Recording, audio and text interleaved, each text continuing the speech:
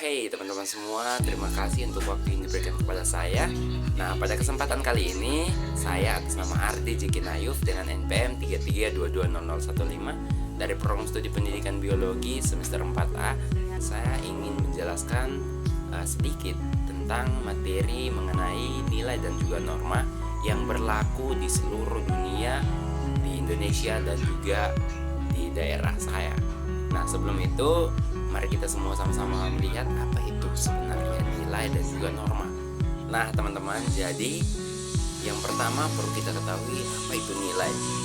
Nilai sendiri itu merupakan sudut pandang tentang suatu hal yang baik atau suatu hal yang buruk, dimana dari perilaku yang baik atau yang buruk itu dibentuk aturan-aturan agar seseorang bisa melakukan hal yang baik itu atau nilai-nilai yang baik dalam kehidupan masyarakat.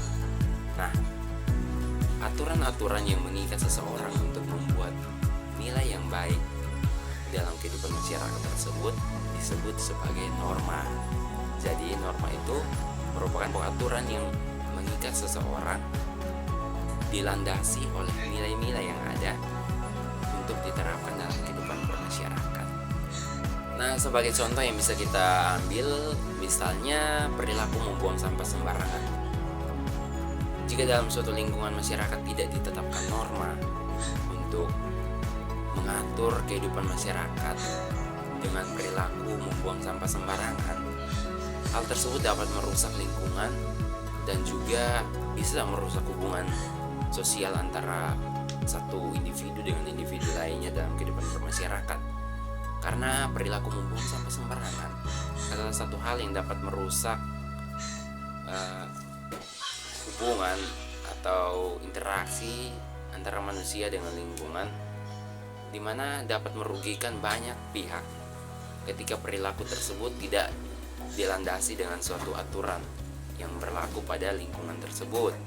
Karena itu, dengan tujuan untuk membuat setiap orang menjadi sejahtera, banyak orang menjadi sejahtera dalam lingkungan masyarakat, maka dibentuklah aturan-aturan atau norma untuk sama-sama diterapkan, sehingga ketika norma-norma atau aturan tersebut diterapkan, maka kehidupan di dalam lingkungan tersebut bisa jadi lebih sejahtera dan bisa membuat setiap orang merasa nyaman untuk hidup dan tinggal pada lingkungan tersebut.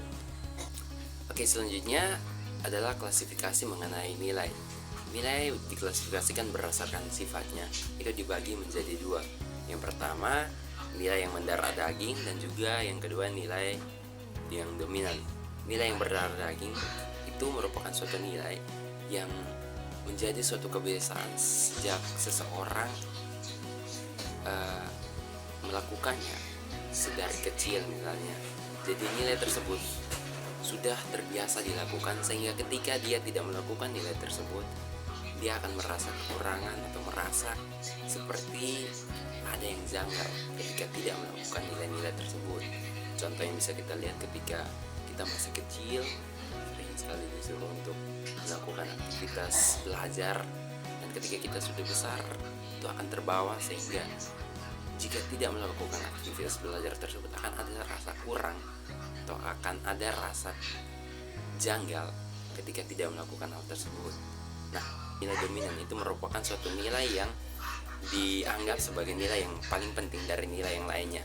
Contohnya ketika kita dihadapkan antara dua pilihan, antara belajar dan juga bermain, jika kita adalah seorang anak yang terbiasa dengan nilai yang senang untuk belajar dan memilih untuk lebih ke pilihan untuk belajar, maka di sini belajar merupakan nilai yang dominan ketika kita lebih memilih belajar dibandingkan bermain.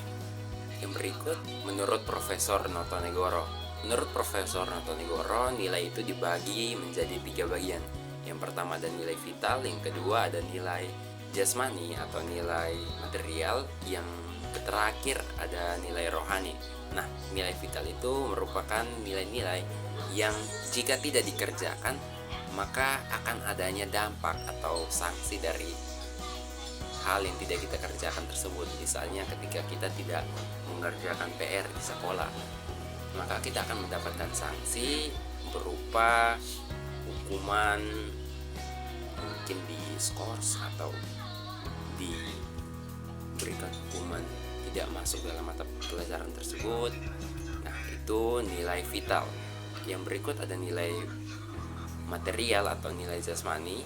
Ini berkaitan dengan kehidupan jasmani seseorang, di mana hal-hal tersebut tuh seperti makan, minum, dan aktivitas-aktivitas yang lainnya.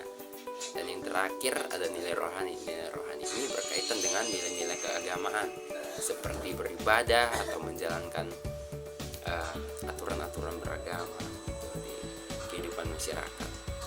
Oke, selanjutnya kita akan melihat tentang norma-norma sosial. Ciri-ciri dari norma sosial ada beberapa, diantaranya norma sosial yang tertulis dan juga tidak tertulis. Norma yang tidak tertulis itu norma-norma yang bisa kita temukan di dalam lingkungan kebudayaan suatu masyarakat tertentu. Contohnya norma kesopanan tentang bagaimana mengucapkan salam atau menghargai seseorang dengan menegurnya selamat pagi, selamat siang, selamat sore, atau selamat malam sesuai dengan kondisi yang sedang dijalani.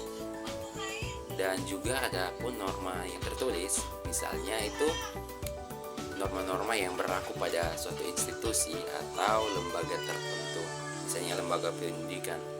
Itu biasanya ada norma-norma yang diterapkan atau aturan-aturan yang diterapkan untuk mengatur berjalannya proses kegiatan tersebut. Nah, selanjutnya ada pun ciri-ciri dari norma sosial, yaitu hasil dari kesepakatan bersama. Norma itu dibentuk melalui hasil kesepakatan bersama. Jadi tanpa adanya kesepakatan antara satu pihak dengan pihak yang lain, norma tersebut tidak bisa dibentuk. Yang berikut adanya norma yang ditaati bersama, atau norma-norma tersebut diperlakukan pada satu lingkungan dan ditaati secara bersama. Yang berikut memiliki sanksi. Nah, pada dasarnya norma-norma yang ditetapkan, jika seseorang melanggar atau tidak melakukan aturan-aturan tersebut, maka akan ditetapkan suatu sanksi supaya ketika seseorang melanggar norma yang sudah ditetapkan, dia akan memperoleh sanksi dan nantinya tidak melakukan hal yang salah atau di luar dari aturan-aturan yang ditetapkan itu. Yang berikut, norma itu bisa berubah karena disesuaikan dengan kondisi yang dialami pada saat itu. Nah, selanjutnya ada juga klasifikasi dari norma, di mana klasifikasi dari norma dibagi menjadi dua. Yang pertama, berdasarkan sifatnya. Berdasarkan sifatnya dibagi menjadi dua, yaitu yang bersifat formal dan juga yang bersifat non formal. Norma yang bersifat formal itu bisa ditemukan pada lembaga-lembaga atau institusi. Nah, itu biasanya berkaitan dengan norma-norma yang tertulis. Yang berikut norma yang bersifat non formal. Norma yang bersifat non formal ini biasanya norma-norma yang tidak tertulis, yang diterapkan pada kehidupan masyarakat tertentu dan menjadi kebudayaan tanpa adanya suatu aturan yang tertulis, sehingga disampaikan secara lisan tentang aturan-aturan yang ada pada lingkungan masyarakat itu. Nah, selanjutnya berdasarkan sumbernya, norma itu dibagi menjadi 4. Ada norma agama, norma kesusilaan, norma kesopanan, dan juga norma hukum. Yang pertama, norma agama. Norma agama itu merupakan norma yang berasal dari Tuhan dan tidak bisa diubah-ubah. Misalnya kalau pada umat Nasrani, umat Kristiani, itu bisa kita temukan pada 10 perintah Allah. Contohnya salah satu contohnya itu jangan membuat bagimu patung untuk disembah. Itu pada norma agama ya. Yang berikut ada juga norma kesusilaan. Norma kesusilaan itu norma yang peraturannya itu berasal dari hati nurani yang menghasilkan akhlak. Itu misalnya tindakan atau kegiatan kita itu tidak boleh kita melakukan suatu hal yang tidak senonoh kepada sembarang orang begitu. Yang berikut adanya norma kesopanan, misalnya tidak boleh berkata kasar, harus menghormati orang yang lebih tua dari kita gitu. Yang berikut ada juga norma hukum. Norma hukum itu merupakan norma yang dilandasi pada hukum. Oke, jadi itu klasifikasi norma berdasarkan sumbernya dan juga berdasarkan sifatnya. Yang berikut norma dan juga nilai yang diterapkan di seluruh dunia. Norma dan juga nilai yang bisa kita temukan yang diterapkan di seluruh dunia itu misalnya tentang nilai kerohanian yang berkaitan dengan keagamaan atau keyakinan seseorang. Misalnya seseorang diberikan